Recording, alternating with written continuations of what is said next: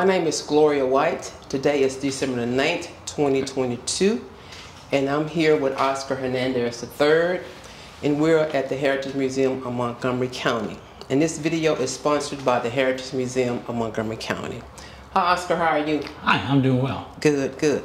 Oscar, were you born in Montgomery County? No, I was born in Harris County. I was born in Houston, and then we moved to Conroe about in 1965. Okay.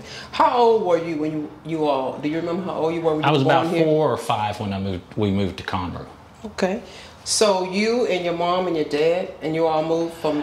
Me, my brother, who was 2 years younger than me, and my mom and dad moved to Conroe. And we moved over there by the railroad tracks on Santa Fe Street. Okay, here in Conroe. Here in Conroe. Tell me a little bit about your childhood, growing up here in Conroe. We were pretty much close-knit family. One of the first Hispanic families to move into Conroe, and we always did things together. Dad, we'd always go fishing a lot.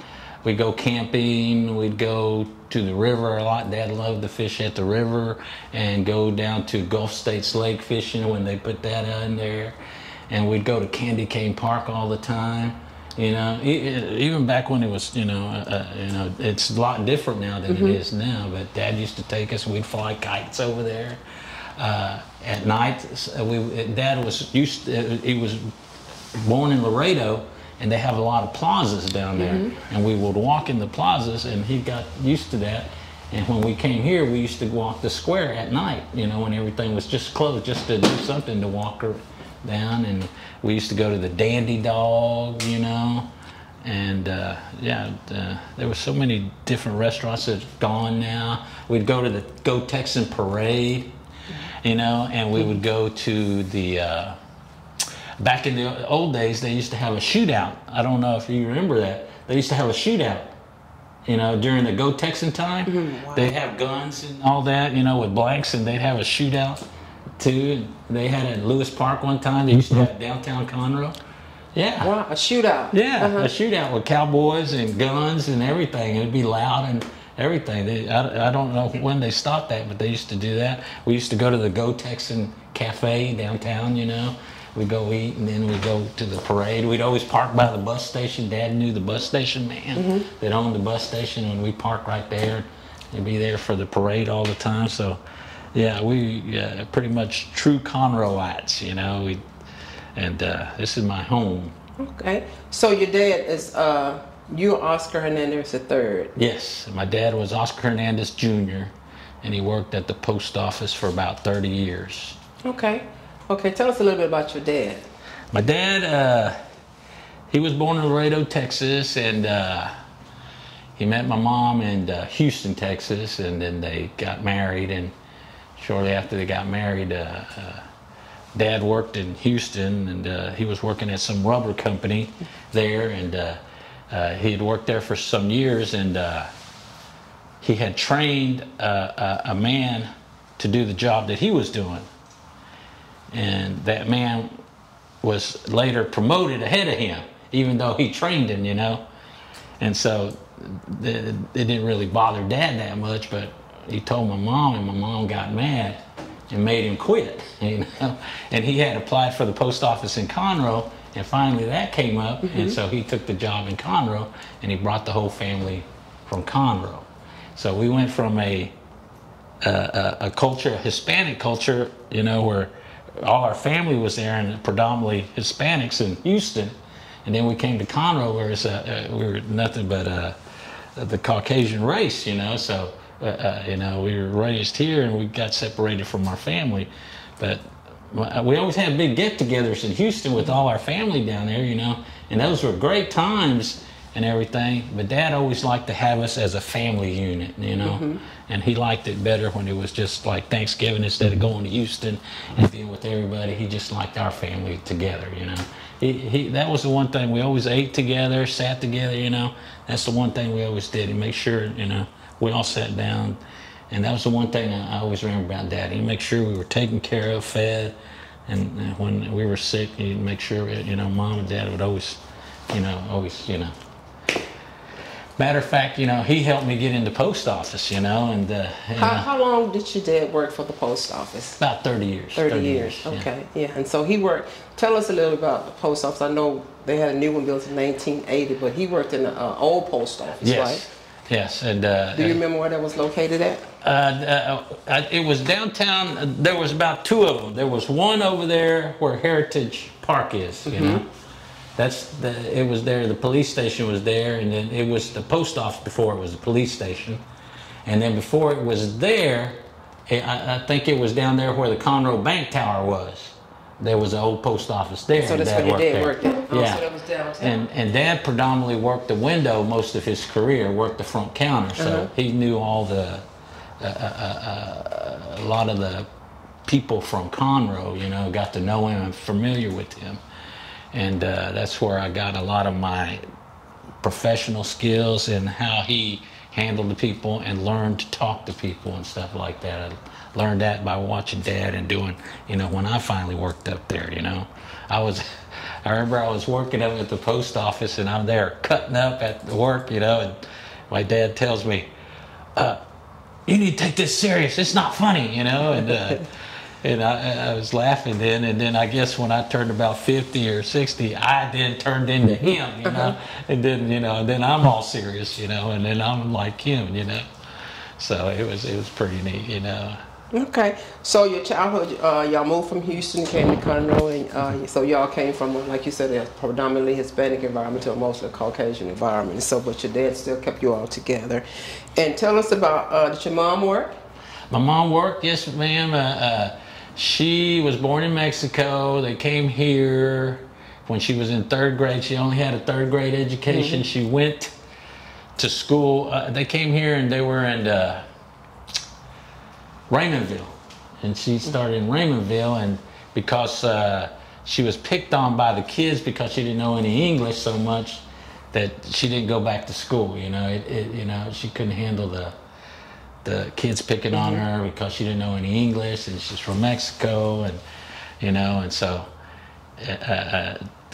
she just didn't go back to school, and then their family moved to Houston, and that's where they met Dad, and my mom was very driven, you know. She if you told her she couldn't do anything, she'd do it, you know. And she was a strong woman.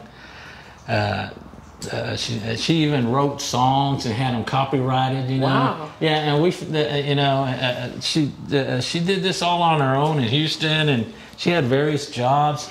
Then when we came to Conroe, she worked at the Pepsi plant.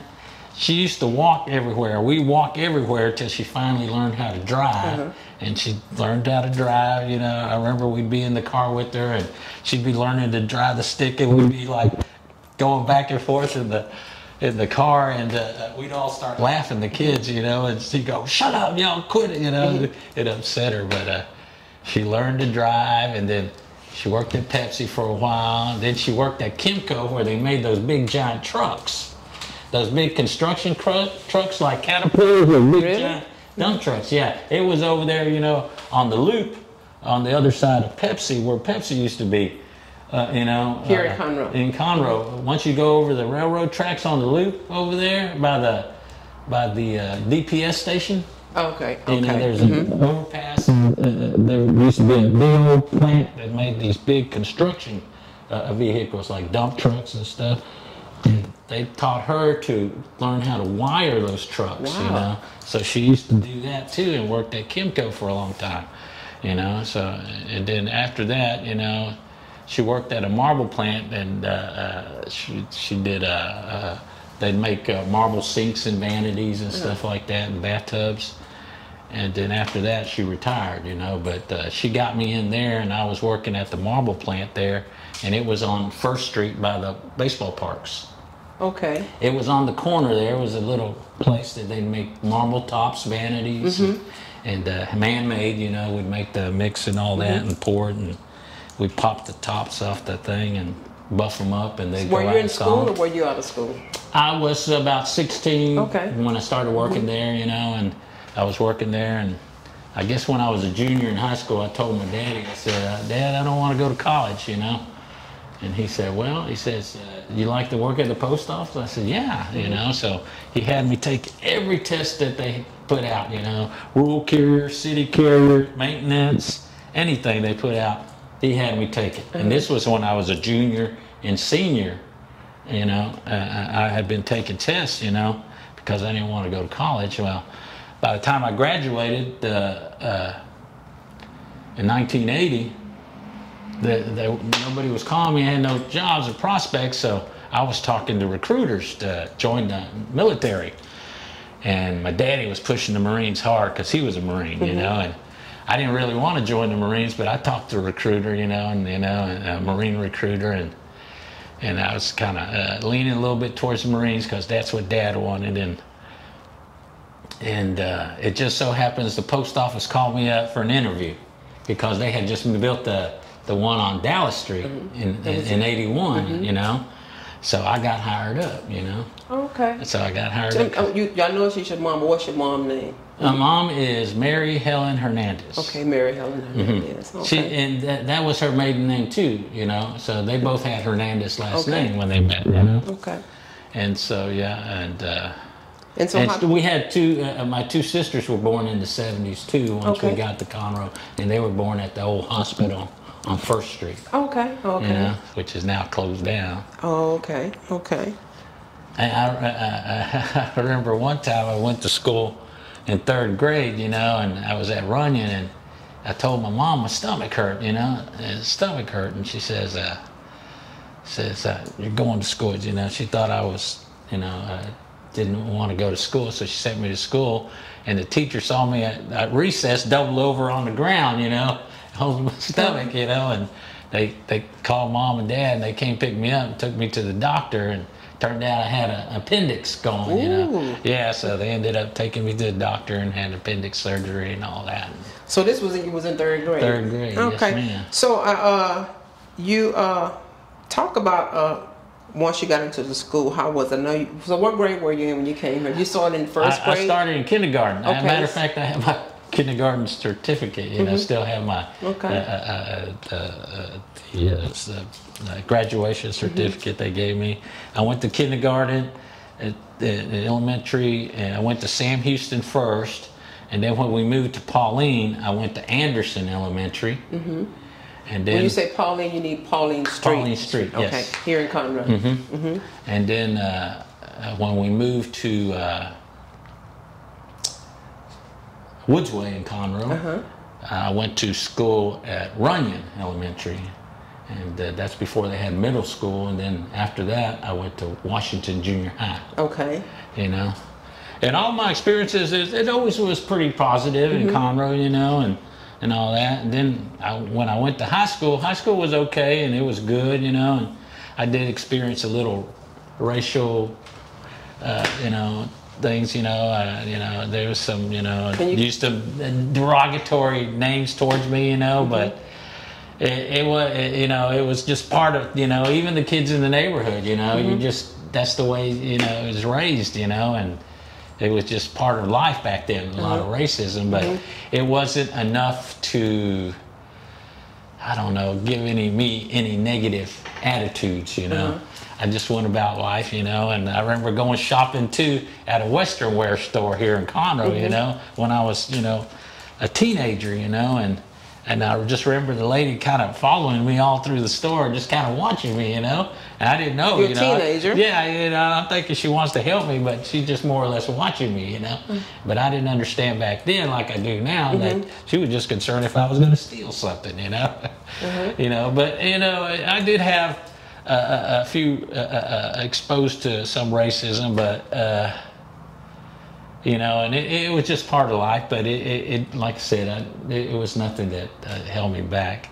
I did have an experience in school one time, and yeah, either I was a junior. I think I was a junior in high school here in Conroe. In Conroe, in Conroe High, I was in history class, and one of my classmates I sat right next to, every day he would punch me in the arm, you know, and you know, and we got along and talked to him, but he would always punch me in the arm, you know, and finally I just got fed up one day, and I just hit him in the mouth in class, or, you know, I turned around and punched him as hard as I could, but then we got up and started fighting, and then the teacher came up and broke us up and took us to the office, and they wanted to give it. That's when they could pop you back. They give you pops, you know, and they said we're going to give me pops, and I said no, I'm not going to take him because he started a fight, you know.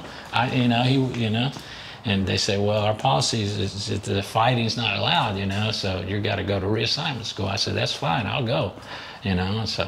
How did your parents, did you get in trouble with your parents? No, you know, at first they didn't like the idea, and then I told them what happened, and then they understood, you know. Do you remember who your principal was at that time you was at Conroe? Not that I can recall, you know, it's so long ago, you know. Do you have any teachers you can remember to going to Conroe High School? Your favorite teacher? You may have a couple of favorite teachers. I had the history teacher that I had a class with was Coach Farrell, who was the baseball coach for a long time in Conroe. And I remember Coach Norville, you know, and you knew him as a coach in high school.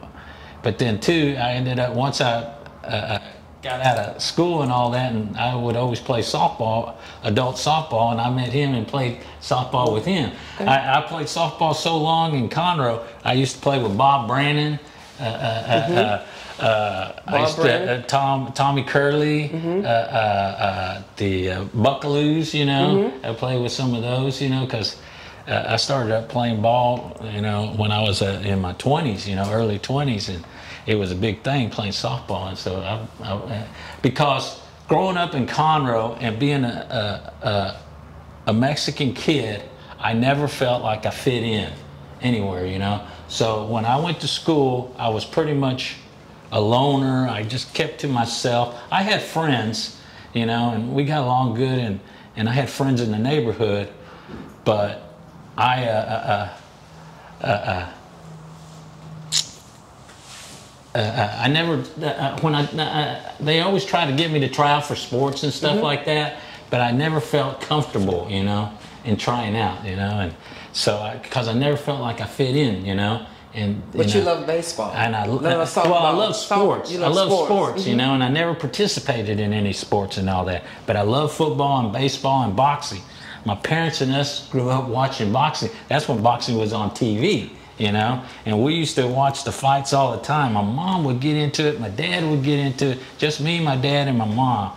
And we'd sit there and we'd watch Ali. And, she used to love Ali and Leonard and all them. And we loved all the fighters, you know. And you know, so we would always watch the fights, and I had fond memories of that because Dad loved it too. You also said something about you had a co-ed softball team. Tell us about that and how long were you a part of that? I've been playing softball for a long time, and then a friend had got me to play co-ed, and I started playing co-ed, and then I met this lady named Sherry Walls, and she had a co-ed team, and we merged our teams together, and she had a team called the Renegades, so I started playing with them, and we started running the team. She would pay for everything, and I would coach the team, and we called ourselves the Renegades, and we started in 2005 and ended in 2021.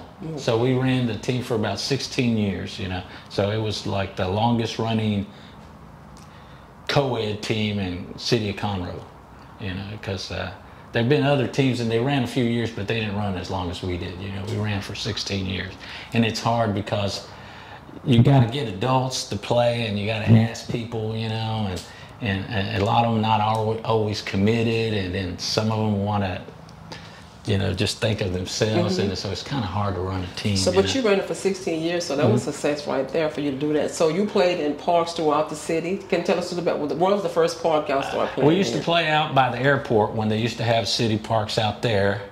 You know, we used to play at the airport out there off of Airport Road, right behind the convention center now.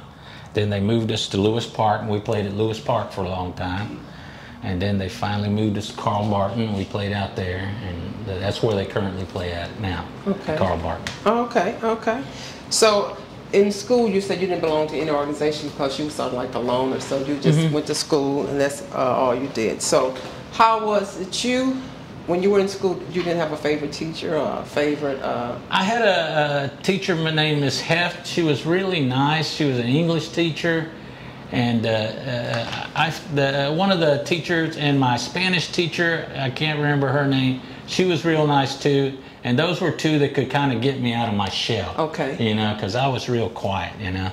And I did got to mention about Miss Friend, you know. Miss Friend? Yeah, Miss Friend from junior high, I think it was.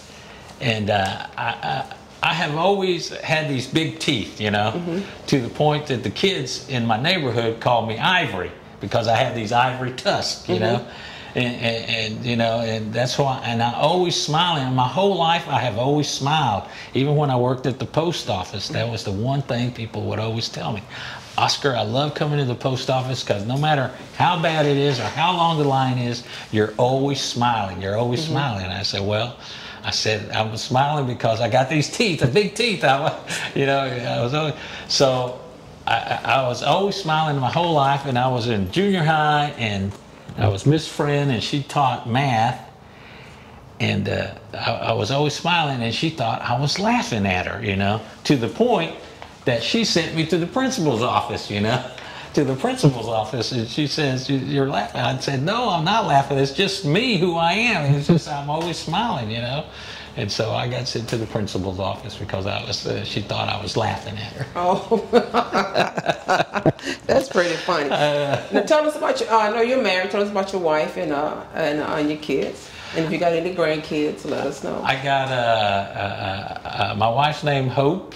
She's Hope Clausen from Illinois. And I met her at the post office, and she at the time we started dating, she was divorced with a child, and I was divorced with a child, and we met at the post office. We started dating because she had a child and I had a child. They were 1 year apart, you know, and we ended up getting married, and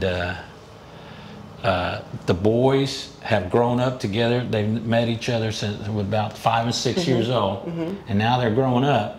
And to this day, they're like blood brothers, even though they're not blood. They're close. Each one will do anything for the other. They're that close. And after a while, you know, once we got our house set, I said to my wife, you know, since we were both divorced with children, I said, would you like to have another child? And we ended up having another child named Max. So we got Jesse, her son, Oscar the fourth, my son, and we got Maximilian, and that's our son, you know. And he's going to Sam, you know, so he's doing good there. And Oscar Jr. is working, Oscar the fourth is working at the Conroe Post Office, and he is a city carrier. And my other son, Jesse, he is a car tech at Planet 4. And he does very well there. He's one of the higher guys that's been there for a while. So he makes these. So everybody's close by in this area. Jesse lives in Harper's Preserve, and my son lives in an apartment on 1488, and my son's going to school in Huntsville. And you got a grandbaby? And we live in Glen Eagles. Yeah, we have one grandbaby. Her name is Harper Grace, and she is 2 years old. So yes, and then too, my wife's from Illinois. We'd always go vacation on Illinois in the summertime, spend a week to 2 weeks up there. And I love going up there. It's beautiful. Her family was accepting of me. I didn't even think about it, dating and staying. We would stay at her mom's house for a week to 2 weeks, you know. I didn't even think about me being a Mexican and dating her and being at the house, you know, how they would treat me. I didn't even think about it. But it was just like nothing. They treated me just like your average person, you know. Of course, I didn't think anything about it, and they didn't think, you know, so they accepted me like one of their own, and so the whole family, and I would go up there, and I love going up there, and it's a beautiful little town. It's a small town like Huntsville, because it's got a college there too. And we had fond memories going there, so much so to the point that I considered moving up there, you know, and uprooting and going up there and taking the family moving up there. And then I got to thinking of it, and then I said, no, this is my home here. This is my home. I can't leave, you know, and I've just been here all my life, and this is my home. I can't do that. You don't leave your home. Yeah. Okay. So you were born at the old hospital here in Conroe. I was too, and I think they might have been the only hospital during that time. My sisters were. I was born in Houston. Oh, you were born in Houston. Your sister was born here. So can you, did you, other than playing co-ed being playing co-ed softball, did you belong to any other organizations in the community, be it in the community?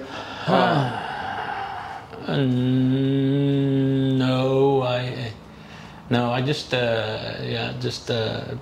been in the parks so much too, you know, because the referees knew me, the umpires knew me, coaches knew me, and then, you know, no, I never participated in anything else other than that, you know, but. Okay.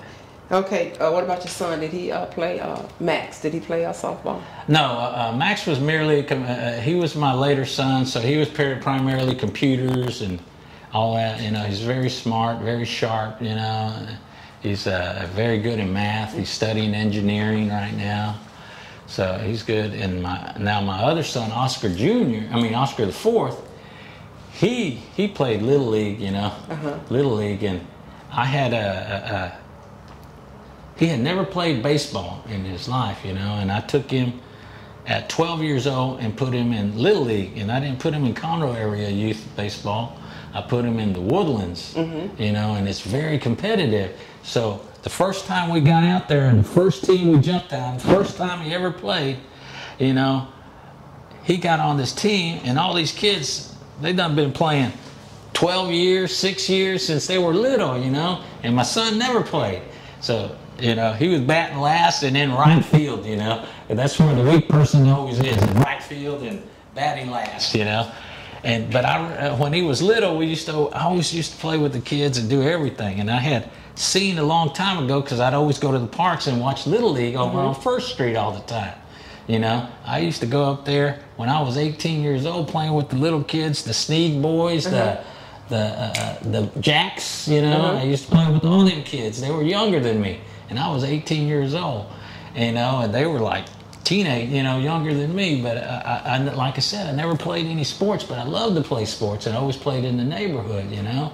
I wasn't out, you know, hanging out with the bad kids. I was playing sports because that's what I loved, because I never did it. And I'd always go out there to the Little League parks, because I know there would always be kids out there playing out there, and you could go out on the parks and the fields and play all the time. Well, one day I was out there playing, and somebody hit a high fly ball, and I started running like crazy to go catch it, and I ended up hitting one kid and flew off of him and hit another kid in the back of the head with my chin, and I got knocked out, you know. And next thing I know, I wake up in the emergency room, and they're taking x-rays of my chin, you know. And they almost broke my jaw, and I had to get stitches in here. And it turns out that when that happened, we had some friends that lived right by the parks across the street, and they heard the commotion going on, and they knew Mom and Dad because they were friends with my brother, and they were the Davalas. And they called Mom and Dad and said, your son's out here, he's hurt, you know. And they said Dad came up there, jumped over the fence, you know, and excuse me. And they took me to the hospital. But Dad and Mom were the kind that said they loved you, but you know that they did. They did everything for you. And they have passed on since now. But I had a great relationship with Mom and Dad. That's a blessing, your daddy. I used to work right next to your daddy at the post office, and he taught me a lot. And he was a jewel to work with. I mean, he was always pleasant. And Dad was one of those type people. He was a Marine, and yeah, talk about his military. He was a Marine, and I guess he was in there about 3 years, you know, and while he was in there, he got scarlet fever or something like that, so he didn't really get to go during the Korean War and participate in that. But he was in the Marines, and he got out, and he was the kind of the quiet type, and never messed with anybody. But he was always protective of us kids. I remember one time my sister was in the backyard playing, and some of these neighborhood kids got a string of firecrackers, lit them up, and threw them over the fence by my sisters, you know. and they started popping the firecrackers, and my dad got mad, and he went out there and he found the kid, and the kid, you know, had some more firecrackers, and my dad confronted him and told him to give him the firecrackers, and the kid said no, you know, he wouldn't give him the firecrackers, and my dad says, you know, I'm going to take the firecrackers from you. And the kid pulled out a knife on him, you know, and my daddy kicked the knife out of his hand and took the firecrackers from him, you know. But that was the way Daddy was, yeah, you know. Yeah, but they threw them over there over the fence in the backyard, you know. You know, and they're just kids being kids, you know. But they, you know, there were some bad kids, you know, and same with my mom. My mom was like that too. She went to working at Pepsi and got into a fight with some lady there, you know, because my mom didn't take nothing from nobody, you know, and they ended up fighting at work, you know, one time, but she didn't get fired for that, you know, but she just standing up for herself. And same with Dad at the post office too. He got in a fight with somebody too, you know, and John Beasley used to tell me that story too, you know, and because he was being derogatory towards my dad too, and you know, and we came here not necessarily fighting, but in a sense a little bit, you know, to stand up for ourselves, you know, because we were one of the first Hispanic families here, you know. Wow, yeah. So did your father on your mother's side have anybody that was in World War II? My my grandfather, which is Oscar Hernandez, he served in the Navy during World War II. Okay. Yeah, he was, you know, and so he would be number 2 or number 1? He's number one. He's the first one, you know. Okay. And then 2, he went up and see my dad pretty much. He divorced his mom when he was young and left her with 7 kids, you know. So he didn't really have a great relationship with his dad, you know. But his dad went on to be a police chief in Arizona, you know, and then he ended up becoming a special assistant to Senator DeConcini of Arizona at that time. Okay. You know, so he became somebody. He was also a DJ too. So he was also always doing something, you know, and he had his own little band and even made a record himself, you know. This was Oscar Hernandez. Conjunto, which they call in Spanish, you know. He had a little conjunto band, you know, and I even got the little 45 record, you know, and all that. And he used to be a DJ in Houston, you know, so. And then he became, like I said, once he divorced my grandmother, he moved to Arizona, got remarried, and became police chief in Arizona. And okay. So, yes. So. Wow, you got a lot of history in your family. Yeah, and I was going to say, and Dad, too, I remember one time, too, we'd always go to the river, and one time my brother fell in the river, you know. And San Jacinto River? San Jacinto River, you know, and I'm freaking out, you know, we're kids, we could go help him, you know, we just freak out, and Dad just, like nothing, goes over there, reaches up, pulls him out, no problem at all, you know. And same with my little sister, one time she fell in the pool, I'm in the pool beside her, she's little, and she falls in the pool, and I just freak out and don't do anything, you know, and she's there, Dad jumps in and pulls her out, you know.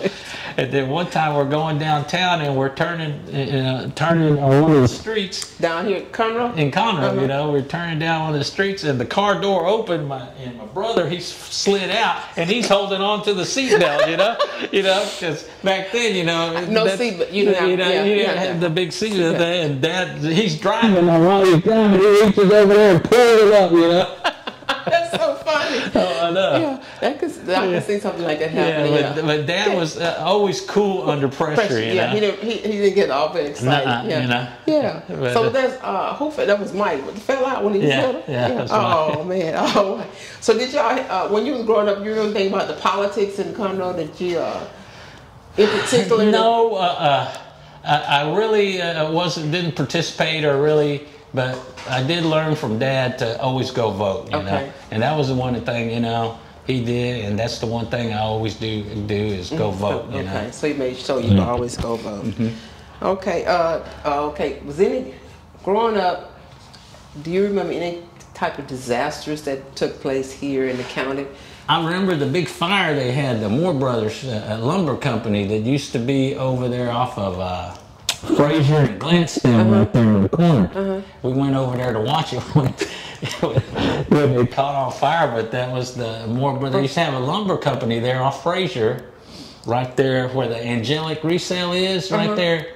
There used to be a lumber company there, you know. Oh, so you remember that? Oh, yeah, wow. It caught on fire. There used to be a lumber company too, across from Camp Strength there too, right off the freeway, too. Okay. And I used to be a Boy Scout, and we used to go camping at Camp Strake too, you know. Okay. So I had fond memories of Camp Strake being there, because as a Boy Scout, I used to go there and camp, you know. Now they turned it into a subdivision, but. Yeah, fond memories of Camp Strake, you know. I remember going as a kid to the big Easter egg hunt they used to have at the light company, Moran? Yeah, over there at the golf course they used to have on Fraser, where the HEB is now. Over there used to be a big golf course. Remember that? I remember that. They used to have Easter egg hunt too. Do you remember the Easter egg hunt? Yeah. We used to go out there and they'd line us all up, you know, and let all us kids go there, and they'd have special prizes in some of the eggs, you know, that you could get a big prize, you know. So yeah, and I have talking to the people and helping them out with their mailing needs. I really enjoyed that. I really loved that. I still miss it today. I didn't really want to retire, but since they changed postmaster generals on me, I didn't feel my retirement was safe. So I figured I'd best go ahead and retire. Okay. You know, but I love that job. That's a nice job. You meet a lot of people, because I know you got a chance to meet a lot, like you said, dignitary and local people, and you got a chance to meet people, and you always have a big smile on your face. Yeah. I did too. You know, sometimes they'd be angry and mad and all that, but I try my best to kind of diffuse them, trying to get them not to be angry, you know, and trying to, you know, explain and say it in a different manner, not tell them stuff, and as much as to explain why, you know, so. Okay, is there anything else or any other event you'd like to talk about, you wish future generations should know, or something that we maybe had discussed, or something that... No, no. Other than this is my home, and I love Conroe, and you know, and I've been here all my life, and you know, and Mom and Dad is buried here. Dad, my brother's buried here, so it's pretty much home, you know. And then I live off 242, which is considered sometimes Woodlands or Conroe. But I live in Conroe. I don't live in Woodlands, you know. You can call other people live across the street or in other subdivisions that call themselves the Woodlands, but I'm Conroe. You're still Conroe. You're still Conroe. You know, and I'm a resident. Yeah, I've been in this county for over 50-something years, you know, so yeah, you know, this is home. Okay. All right. Well, thank you so much, Oscar. Appreciate your time. It's been a pleasure. Thank you. You're more than welcome.